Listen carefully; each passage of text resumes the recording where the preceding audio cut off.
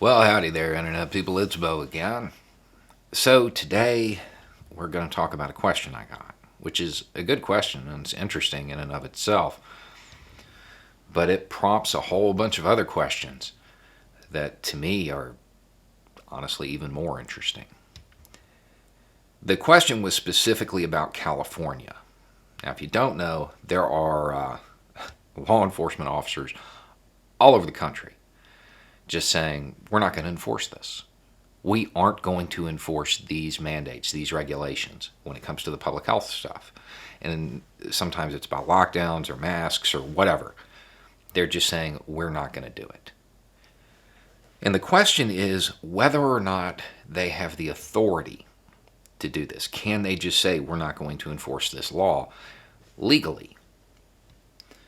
I looked, and every law enforcement officer I found that was saying this in California was a sheriff. I looked, and every law enforcement officer I found, period, anywhere, that was saying they weren't going to enforce a mandate was a sheriff. Sheriffs have an immense amount of power, more so than a chief of police. I don't know the laws in every state. What I will say is that in most of the states that I'm aware of, they do have the ability to kind of hold enforcing something until they get a ruling if they doubt its constitutionality.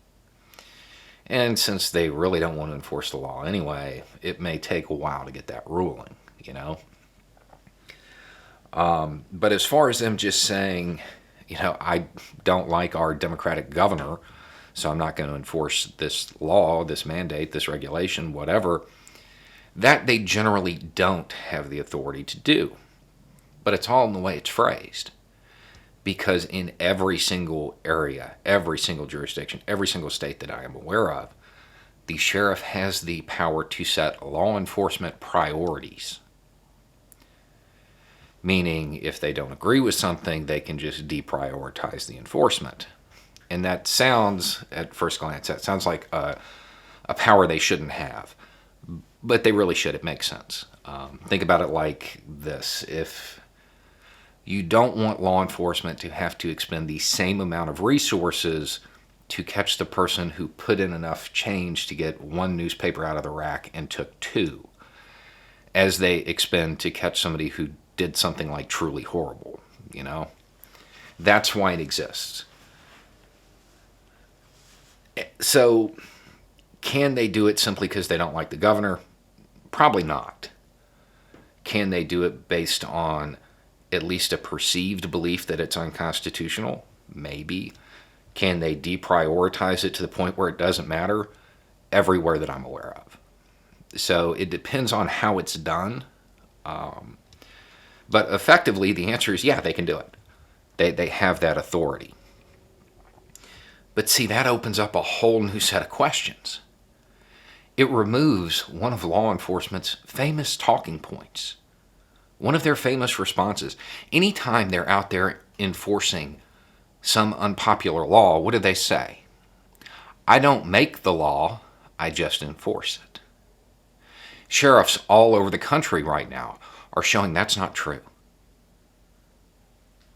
They are showing that when they enforce an unjust law, they are culpable. They're playing a part in it. They're not a robot. They have discretion. And that discretion should be used wisely. Aside from that, it opens up yet another question.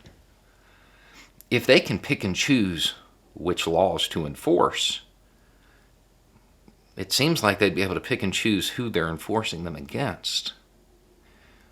At which point, individual officers have their biases that come into play.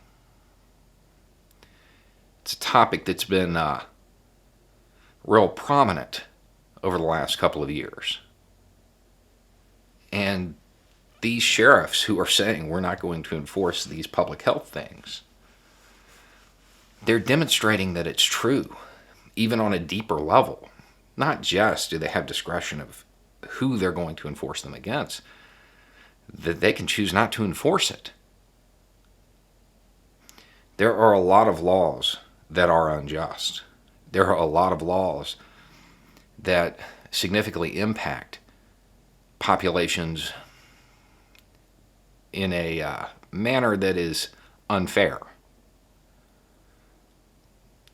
When officers choose to enforce that, they're making the choice. They're exercising the discretion. That talking point of, we don't make the law, we just enforce it, it's plainly being shown to be false right now. Then there's one other question. If law enforcement does, in fact, have the ability to disregard the laws and regulations coming from elected officials, where does their authority come from? The idea is that they are, theoretically, exercising authority given by the consent of the governed. But if the elected officials are ignored, they're not really doing that. So where does that authority originate from? Does it solely originate from their monopoly on violence? It seems like it might. That's the message that's being sent by these sheriffs. I don't know that they get the long-term ramifications of what they're doing. To most of them, the ones that I saw talk about it, it looks like a short-term political stunt. But they are undermining a lot of their own authority when they do this. They feel as though they're exercising it. They feel as though they're showing how autonomous they are. And, I mean, that's cool in the John Wayne sense and everything. But as far as the way our society is structured, they're not supposed to be autonomous. They're not supposed to be unaccountable people with guns. They're supposed to be public servants, which means they answer to the elected officials. Unless, of course, their authority doesn't derive from the public, and it just derives from that monopoly on violence.